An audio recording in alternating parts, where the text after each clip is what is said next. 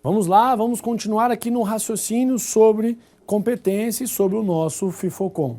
Na aula passada falamos das competências indelegáveis, exercício de competência delegada e agora eu quero fazer a leitura com você dos principais dispositivos. Em outras palavras, do 11 ao 15 da 9784 para depois respondermos algumas perguntas. Pega lá então, por gentileza, o artigo 11. A competência é irrenunciável e se exerce pelos órgãos administrativos a que foi atribuída como própria, salvo os casos de delegação e avocação legalmente admitidos. Então já falamos da questão da competência ter uma de suas características, um de seus atributos, a irrenunciabilidade. 12.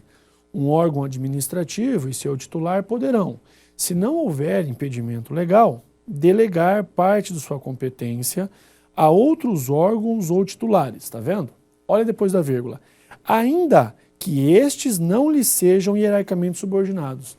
Ainda que estes não lhes sejam hierarquicamente subordinados, é porque eles estão no mesmo plano de hierarquia, mesma relação. Delegação horizontal, assim como também tem a delegação vertical. Quando for conveniente, em razão de circunstâncias de índole técnica, social, econômica, jurídica ou territorial. Esse finalzinho, vira e mexe, aparece em prova. Depois, parágrafo único, só faça a leitura, artigo 13. Não podem ser objeto de delegação a edição de atos de caráter normativo, a decisão de recursos administrativos, as matérias de competência exclusiva do órgão ou autoridade. Cuidado para não confundir competência exclusiva com competência privativa. Repetindo, competência exclusiva é indelegável, mas a privativa é delegável. Artigo 14. O ato de delegação e sua revogação deverão ser publicados no meio oficial. Ninguém também tem obrigação de saber, tem que publicar. O ato de delegação especificará as matérias e poderes transferidos, os limites da atuação do delegado, a duração e os objetivos da delegação e o recurso cabível, podendo conter ressalva de exercício da atribuição delegada. Ou seja, vai especificar o que aquele que está recebendo o exercício, a autoridade delegada, pode ou não pode fazer, por quanto tempo, etc. O ato de delegação é revogável a qualquer tempo pela autoridade delegante. É o retorno, não é?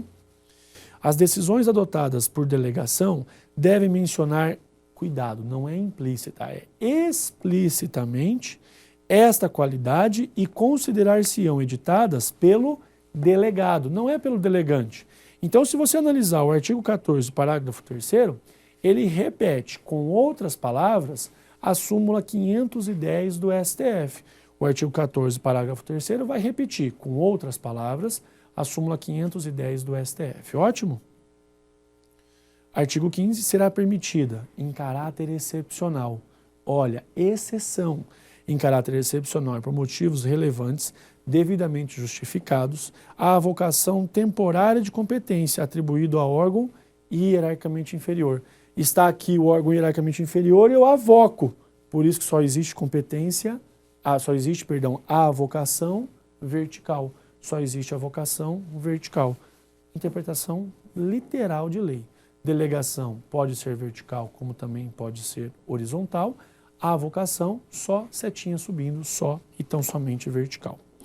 Agora vamos responder as perguntas. Olha lá a primeira pergunta. Quem tem a competência para demitir o servidor público federal? Explique. Nós vamos estudar 8.112 de 90, possivelmente na nossa próxima aula, depois que terminarmos atos. Não, vamos falar de poderes, falamos de serviços, depois nós vamos falar da 8.112 dos agentes. Me faz uma gentileza. Quem é que tem competência para demitir o servidor público federal? Explique.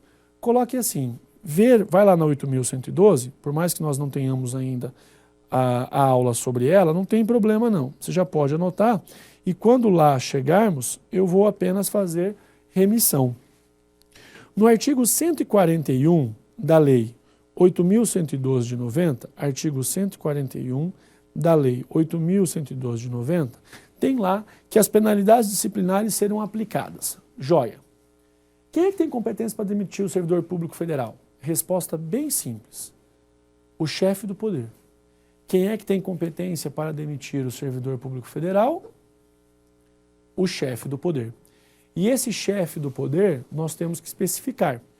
Se for do Poder Executivo Federal, presidente da República.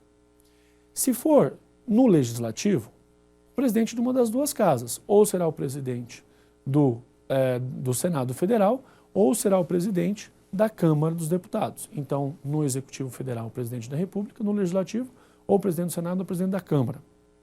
Depois, no Ministério Público Federal, o PGR, o Procurador-Geral da República.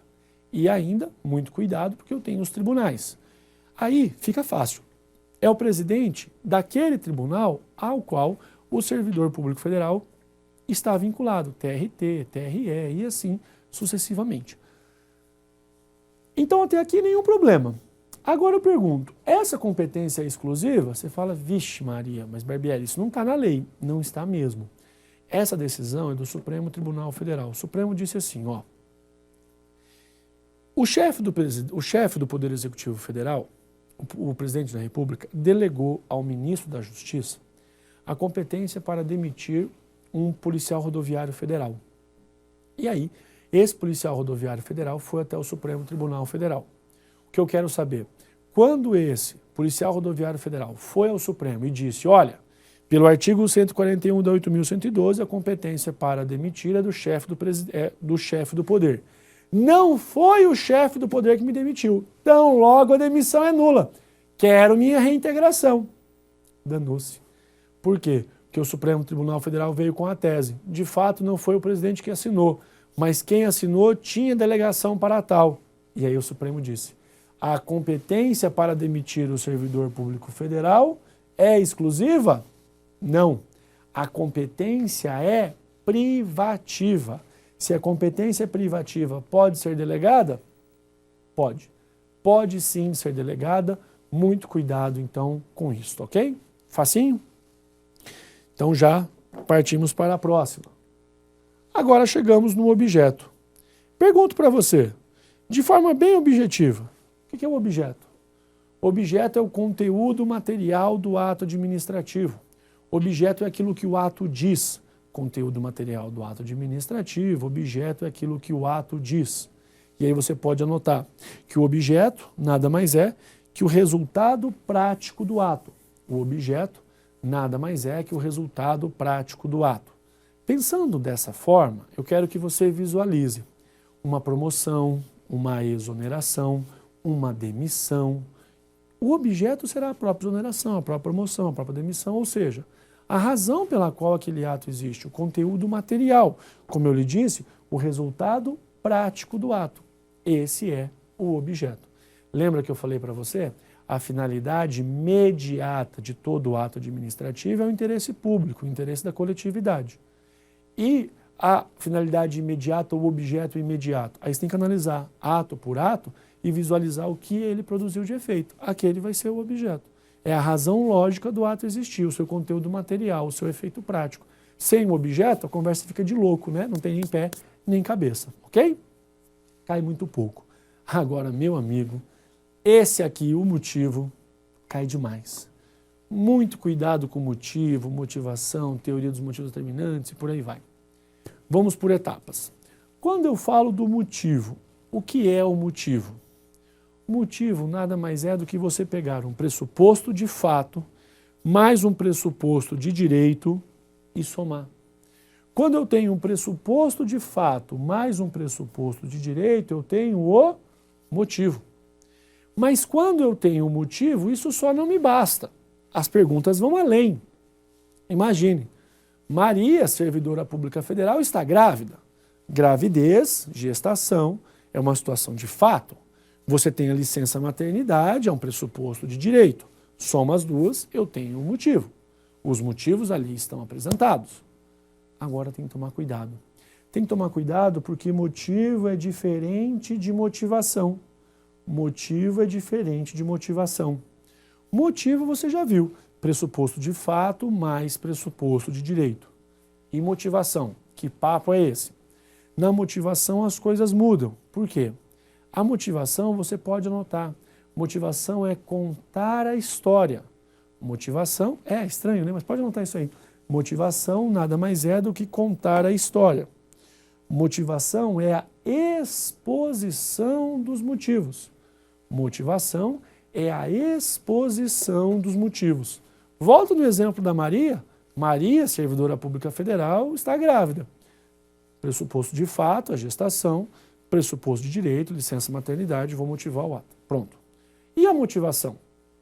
A motivação é a exposição, é contar da história. E aí eu venho lá e digo, Maria, servidora pública federal, matrícula tal, lotada em tal repartição, conforme atestado médico que se junta, comprova estar em tal semana de gestação. Nos termos do artigo tal, da lei tal, a licença maternidade assim dispõe. Percebeu que eu estou contando uma história? Pronto.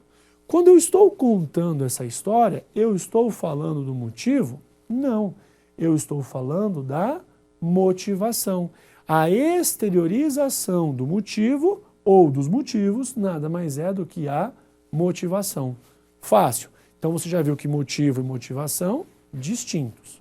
Agora cuidado, anota para mim. Vício na motivação. Motivação viciada, esculhambaram a motivação. O vício na motivação, o defeito na motivação produz qual efeito? Atinge qual elemento do ato administrativo?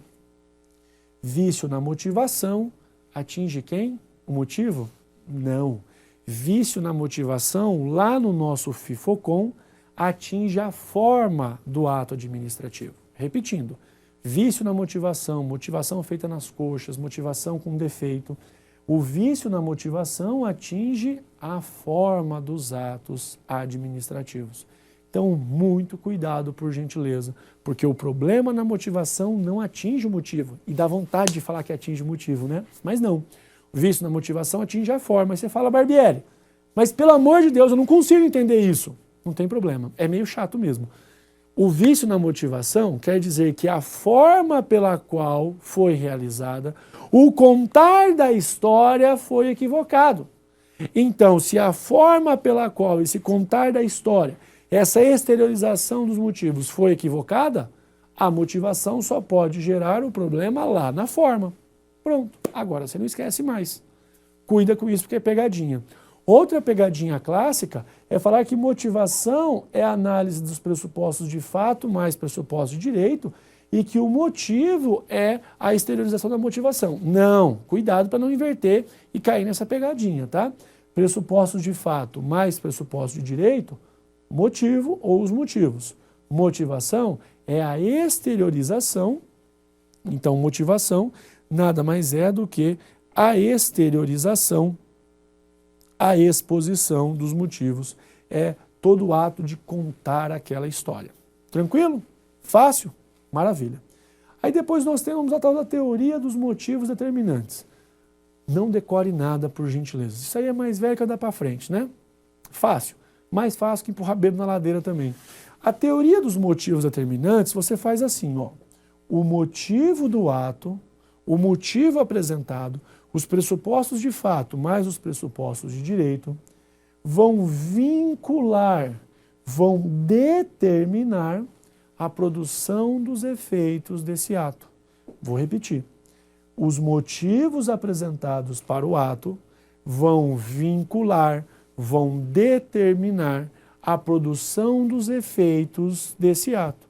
Por isso que eu falo de teoria dos motivos determinantes. O motivo apresentado automaticamente determina, vincula a produção dos efeitos do ato, ok? Na nossa próxima aula eu continuo. Um grande abraço e até lá.